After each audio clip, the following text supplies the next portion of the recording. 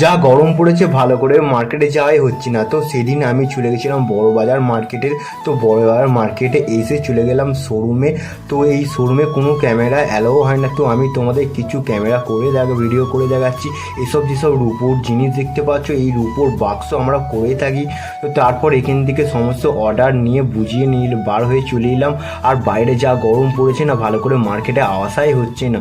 কি করব, আমার মধ্যবিত্ত ছেলের ঘরের মানুষ, তা আমাদের নিজেদের কাজ নিজেদের খেটে খেতে হবে। তো তারপর দেখলাম একটা কাকা বাইরে এখানে ছাতু বিক্রি করছিল। তো তারপর এখানে আমি এক গ্লাস ছাতু নিলাম। তো ছাতু খাওয়া দাওয়ার পর তারপর আমি মেট্রো করে চলে এলাম পার্ক স্ট্রিট। তো পার্ক স্ট্রিট এসে আমি আবার চলে গেলাম আমাদের একটা শোরুমে। তো ওখানে গিয়ে এই শোরুমটায় যাব, এসি মার্কেট। তো ওখানে গিয়ে ঢুকলাম। তো ওখানে গিয়ে সমস্ত অর্ডার বুঝে নিলাম। তো এখানে সমস্ত অর্ডার বুঝে নেওয়ার পর ওখান থেকে বার হয়ে চলে এলাম। তো বার হওয়ার পর এখানে একটা কাকা দেখলাম এখানে মোমো বিক্রি করছিল। তো আমি এক প্লেট